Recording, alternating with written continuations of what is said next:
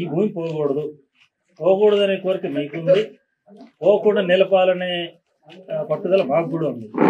కానీ మీరు కోరంగానే మాకు పట్టుదల ఉండగానే సరిపోదు. ఇది పోకుండా ఉండాలంటే మీరు చేయాల్సిన పనులు కొన్ని ఉన్నాయి, జాగ్రత్తగానండి.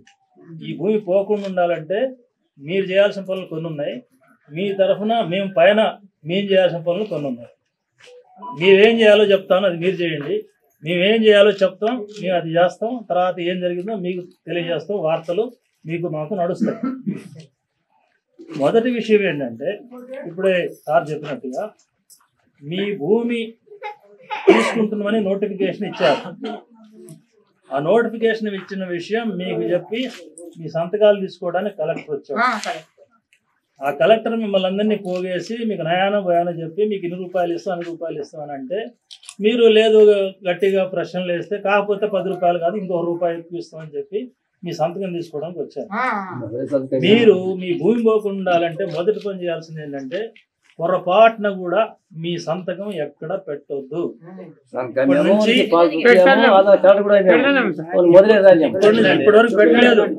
ఇప్పటి నుంచి పెట్టలేదు. కానీ ఇప్పుడు దాకా మేము అన్ని గ్రామాల్లో చూస్తున్నాం, ఒక మంచి లక్షణం ఉంది. ఆ మంచి లక్షణం రేపు ఉంటుందో ఉండదో తెలియదు. అదేంటంటే రెండో మాటని అదే చెప్పబోయేది. మీరు సంతకం పెట్టుకుని ఉండాలంటే ఇప్పటివరకు ఐక్యత ఉంది. కానీ మీలోనే ఇక్కడ కూర్చున్న వాళ్ళలోనే మీ పెద్దోనితోటో మీ నాయకుడితోటో చాటుగా నీకు 50 ఇస్తాం, 100 ఇస్తాము, కాయ ఇస్తాము, 500 నోట్లు ఇస్తాము అని చెప్పి నీలోనే ఒకటి చెడగొట్టోని తయారు చేస్తారు. మీ ఇంటి పేరుతోటో మీ మేనమావనో మీ బాబాయ్నో ఎవడో తయారు చేస్తాడు.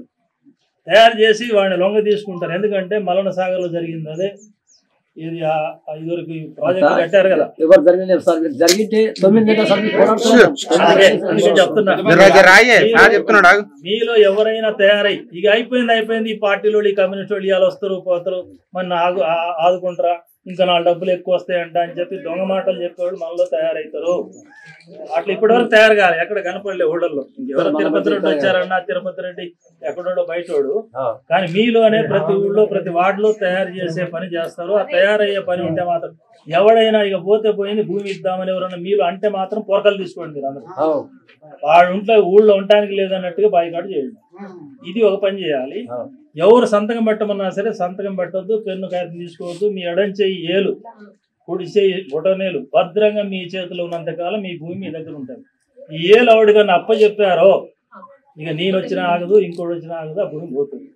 అందుకని సంతకం మాత్రం పెట్టకుండా ఉండండి. రెండో మాట, ఇట్లా పెట్టకుండా ఉండాలంటే అందరు ఐక్యంగా ఉండాలి. ఐక్యత అనేది ఇప్పుడు మేము వచ్చాం, మీరు ఒక 50 మంది 100 మంది పోగయ్యారు. మేము చెప్పే మాట మీరు విన్నారు, మీరు చెప్పే మాట మేము విన్నాం. కానీ ఇంతవరకే కాదు, మొత్తం ఈ భూములు పోయేవాళ్ళు ఎంతమంది ఉన్నారు? మొత్తం 3000 ఎకరాలు ఉన్నాయి. 3000 ఎకరాల్లో 2-3 జనం ఉంటారు. ప్రతి కుటుంబంలో పిల్లాది మేకలు అందరికీ ఇవి నేర్పాలి. మీరు ఇంటింటికి ఇక్కడ రాని వాళ్ళు కూడా మాట్లాడాలి. వీళ్ళలో ఒక్కళ్ళు కూడా బీరు పోకుండా అందరు ఐక్యంగా ఉండాలి. ఐక్యంగా ఉండడం అంటే మనం ఎవడన్నా వస్తే కూడా ఎట్లా మాట్లాడో కూడా నేర్చుకోవాలి. మీరు చాలా చక్కగా మాట్లాడుతున్నారు. అసలు ఒక అమ్మాయి మాట్లాడుతుంది, ఇంకో ఎవరు మాట్లాడింది అయినా ఎంత లాజిక్ మాట్లాడుతున్నారంటే, మీ లాజిక్ ముందు కలెక్టర్ పనికిరాడు, పిఎం సీఎం కూడా పనికిరాడు. ప్రశ్నలకు సమాధానం చెప్పలేదు, అంత సూటిగా చక్కగా మాట్లాడుతున్నారు. ఈ మాట్లాడే మీకు ఇంకా కొన్ని చట్టాలు చెప్తాను నేను, అవి కూడా గుర్తు పెట్టుకోండి, అవి కూడా మాట్లాడండి. 2013 అంటే 11 ఏళ్ల కింద ఢిల్లీ పార్లమెంట్ అంటే మొత్తం దేశానికి అదే పెద్ద స్థానం. ఢిల్లీ పార్లమెంట్లో ఒక చట్టం వచ్చింది, 2013 భూసేకరణ చట్టం. ఆ చట్టం ప్రకారం అంతకుముందు అలవల్ చల్లలుగా భూములు తీసుకుంటుంటే ఈ కమ్యూనిస్టులు అందరం పోట్లాడితే ఆ చట్టం వచ్చింది. ఆ చట్టంలో ఏముందంటే, రైతులు ఇష్టం లేకుండా, అంటే ఇప్పుడు నేను చెప్పిన సంతకం, రైతులు ఇష్టం లేకుండా ఏ భూమి తీసుకోకూడదు అని స్పష్టంగా ఉంది. రెండో మాట ఏముందంటే, భూమి గవర్నమెంట్ తీసుకోవాల్సి వస్తే, అది ప్రాజెక్ట్ కట్టాల్సి వచ్చినా లేదు ఫ్యాక్టరీ కట్టాల్సి వచ్చినా, 2 పంటలు పండే భూమి, మంచిగా పంటలు పండే భూమి తీసుకోవద్దు. పాడుబండ భూమిలో, ఉసుక భూమిలో, ఎక్కడైనా పనికిరాని భూమిలో ఉంటే ఆ భూమిని తీసుకోవాలి. అట్లాంటి భూమి ఈ ప్రాంతంలో ఎక్కడా లేదు, తప్పనిసరిగా ఈ ప్రాంత భూములకు నీళ్లు రావాలి, ప్రాజెక్టు కట్టాలి అంటే అప్పుడు తప్పనిసరి అయితేనే తీసుకోవాలి తప్ప, లేకపోతే పంటలు పండే భూమిని తీసుకోవద్దు, పనికిరాని భూమిని తీసుకోవాలని ఉంది. ఇంకో మాట, మూడో మాట ఏంటంటే, ఇప్పుడు వచ్చేది ఏం కంపెనీ అమ్మా ఇందాక చెప్పినాను ఇప్పుడు వచ్చి ఫార్మా కంపెనీ. ఫార్మా కంపెనీ అంటే మందులు తయారు చేసే కంపెనీ. మందులు తయారు చేసే కంపెనీలు అంటే మనకు జబ్బు వస్తే మందులు వేసుకుంటాం కదా, ఆ మందులు తయారు చేసే కంపెనీ. ఈ మందులు తయారు చేయాలంటే దాంట్లో విషయాలు తయారైతాయి. ఈ తయారైన విషయాల్ని బయటకు వదలాలి, మందులు తయారు చేయాలి. ఈ బయటకు ఎక్కడ వదులుతాడు? ఈ కాలువల్లో వదులుతాడు. ఇప్పుడు అదే మూసీ నది ఈ రోజు పేపర్ల మీద చూస్తుంటారు. మూసీ నదిలో అంతా కాలుష్యం ఉంది, మొత్తం జనం చచ్చిపోతున్నారు, చేపలు చచ్చిపోతున్నాయి, ఆ నీళ్లతో పండిన పంట తింటే కాళ్ళు వంకరలు పోతున్నాయి చెప్తున్నారు. మీ బతుకంతా అట్లా అయిపోద్ది. ఇక్కడ ఫ్యాక్టరీ వస్తే, ఈ ఫ్యాక్టరీ వస్తే జనం బతికే పరిస్థితి లేదు, చేపలు బతికే పరిస్థితి ఉండదు, ఇంకే జీవి బతికే పరిస్థితి ఉండదు. అక్కడ పండిన ఒడ్లు జొన్నలో ఉంటే అవి తింటే మనుషులు కూడా బతికే పరిస్థితి ఉండదు.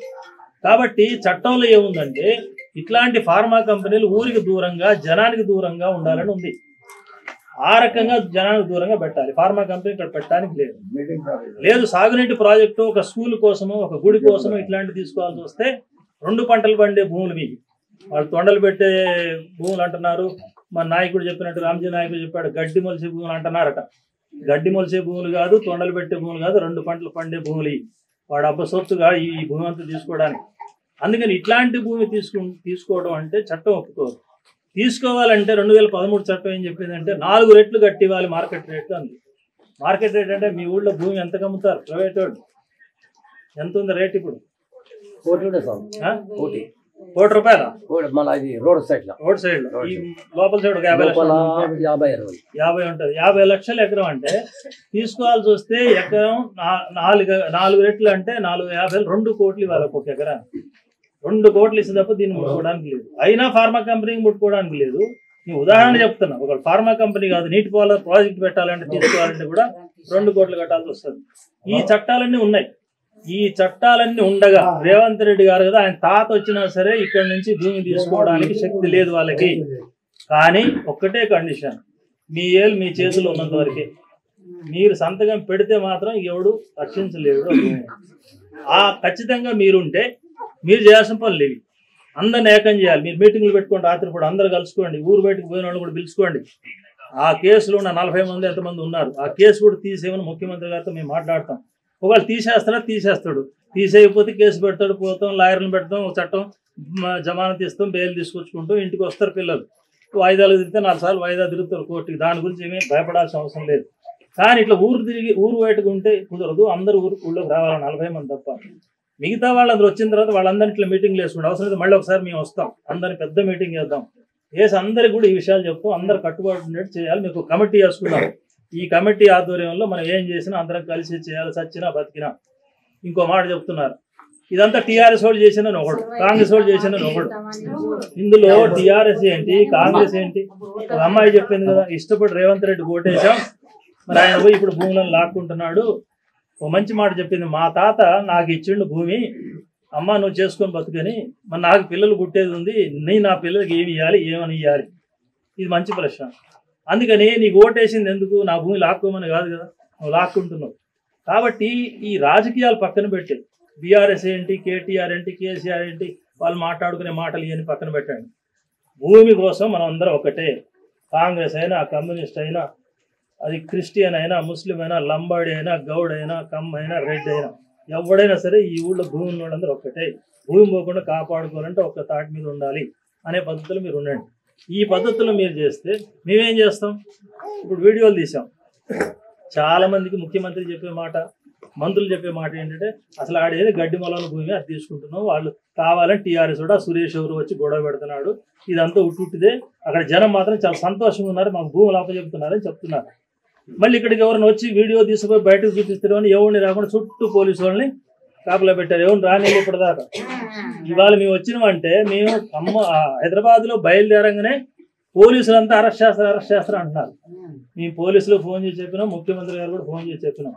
అరెస్ట్ కానీ చేస్తే మేమే ఇక్కడి నుంచి అన్ని జిల్లాలకు తిరిగి చెప్తాం. ఇక మేమే వీడియోలు అయితే తొందరగా పోతాం అనుకుంటాం, తొందరగా పోకపోయినా ఆలస్యంగా పోయినా మేమైతే పోతాం. అన్ని జిల్లాలకు మేమైనా పోయి చెప్తాం. అన్ని జిల్లాలు బంద్ చేస్తాం, నీ గవర్నమెంట్ సంగతి తెలుస్తాం అన్న తర్వాత అప్పుడు మళ్ళీ ఆయనే మాకు ఫోన్ చేసి వద్దులే మీరు పోయి మాట్లాడండి, ఆ రైతులకి ఇష్టమే, మీరు పోతే తెలుస్తుంది మీకే, ఆ రైతులు ఇష్టపడితేనే భూమి తీసుకుంటాం, మీరు పోయి వచ్చిన తర్వాత మాట్లాడదాం అన్నాడు. అట్లా పర్మిషన్ ఇచ్చారు, లేకపోతే మమ్మల్ని రానిచ్చేవాళ్ళు కాదు. ఇప్పుడు ఈ వీడియోలు తీసుకున్నాం, ఏం చేస్తాం? ఇది మొత్తం టామ్ చేస్తాం. దేశం అంతా. ఇప్పుడు మొత్తం అన్ని జిల్లాలకు పోతుంది, రేపటి నుంచి ఎల్లుండి నుంచి మొత్తం అందరి జనాలు తెలుస్తుంది. అందరూ కూడా చీ కొడతారు రేవంత్ రెడ్డి గారు. నిజంగా మేము చెప్పిన మాటలే కదా, మీరు చెప్పిన మాటలే కదా దాంట్లో ఉంది. మీరు చెప్పిన మాటలే కదా, మీ కష్టార్జితం, మా భూమి, మా పిల్లలు, మా భవిష్యత్తు, ఇది పోగొట్టుకో, ఇది పోతే మా బతుకు పోయినట్టు అని మీరే చెప్పారు కదా. మీ మాటలు విన్న తర్వాత ప్రజల్లో వ్యతిరేకత వస్తుంది. ఇప్పటిదాకా కాంగ్రెస్ అంటే అదే బీఆర్ఎస్ తప్పు చేసింది, వాడు ఓడించాం కేసీఆర్ని, రేవంత్ రెడ్డి మంచి చేస్తారు అనుకున్నాం. మరి మంచోడు అంటే మంచం అంతా చెడగొట్టినట్టు ఈయన ఈ పనులన్నీ చేస్తున్నాడు అనేది అందరికి వస్తుంది. ఈ రకంగా రేవంత్ రెడ్డి చెప్తావు, నువ్వు ఇట్లాగే చేస్తే మాత్రం ఇదంతా దేశం అంతా టామ్ టామ్ అవుతుంది, నువ్వు తప్పున పడతావు, రేపు నీ ప్రభుత్వం దెబ్బతింటది అని చెప్తాం. అప్పుడైనా వెనక్కి పోక తప్పదు. ఆయనకి ఇష్టం ఉన్నా లేకపోయినా నేను మొదలు చెప్పినట్టు మీ సంతకం పెట్టుకుపోతే ఆయన భూమి వెలుగు వచ్చే సమస్య లేదు. ఈ రకంగా మీరు చేసే పని మీరు చేస్తే, మేము చేస్తే ఖచ్చితంగా మీ భూమి దక్కుతుంది. ఎర్ర జెండా పార్టీలు సాక్షిగా చెప్తున్నాం, మీరు గట్టిగా నిలబడ్డంత కాలం ప్రాణం పోయినా మీతో నిలబడతాం మేము. ఆ రకంగా మీరు గట్టిగా పోరాడండి. పదే మేము వస్తాం, మిమ్మల్ని పలకరిస్తుంటాం. తప్పనిసరి అవసరమైతే మీరు హైదరాబాదు పిల్ల మేకలు అందరూ వేసుకుని ఒకసారి హైదరాబాద్ వద్దురు. కానీ ముఖ్యమంత్రి గారు చెప్పిండు కదా, మా ఇంటికి రావచ్చు, కంచెలు తీసేసినా ఇప్పుడు మాదంతా ధర్నా చేయొచ్చు అన్నాడు కదా, మొత్తం హైదరాబాద్లో ధర్నా పెడదాం అవసరం అయితే. రెడీనా హైదరాబాద్ రావడానికి? ఆ రకంగా మొత్తం ఉద్యమం చేద్దాం. మీరందరూ ధైర్యంగా ఉండండి, భరోసాగా ఉండండి. మీ భూమి పొందిన భయం అక్కర్లేదు. ఖచ్చితంగా పోరాడదాం, విజయం సాధిద్దాం. నమస్కారం.